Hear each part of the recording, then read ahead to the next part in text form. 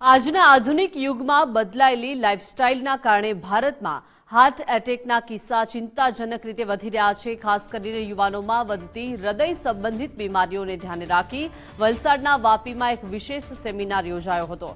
આ કાર્યક્રમમાં વિશ્વવિખ્યાત super specialist Gujarati તબીબ સમીર કાપડિયા ખાસ ઉપસ્થિત રહ્યા હતા। વાપીના કનુભાઈ દેસાઈ ઓડિટોરિયમ ખાતે યોજાયેલા આ સેમિનારમાં નાણામંત્રી કનુભાઈ દેસાઈ, પ્રદેશ ભાજપના આગેવાન જગદીશભાઈ વિશ્વકર્મા, સાંસદ ધવલ પટેલ સહિતના જિલ્લાના ધારાસભ્યો અને ઉચ્ચ અધિકારીઓ હાજર રહ્યા હતા। મોટી સંખ્યામાં ઉમટેલી જનમેદનીને સંબોધતા ડોક્ટર સમીર કાપડિયાએ નાની ઉંમરે આવતા હાર્ટ એટેકના ખતરા અંગે ચિંતા વ્યક્ત કરી હતી। તેમણે હૃદય રોગથી બચવા તેમજ દૈનિક જીવનમાં રાખવી પડતી કાળજી અંગે લોકોને વિશેષ અને સચોટ માર્ગદર્શન પૂરું પાડ્યું હતું।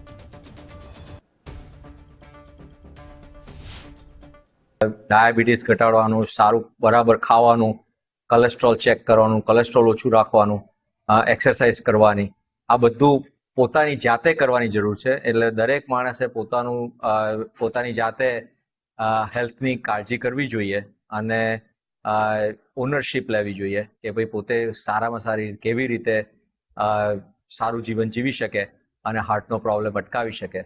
એ માટે એક્સરસાઇઝ, ડાયટ, કોલેસ્ટ્રોલ લોવરિંગ અને ફેમિલી હિસ્ટ્રી હોય, સ્મોકિંગ કરાય નહીં, બ્લડ પ્રેશરનું કંટ્રોલ કરવો જોઈએ।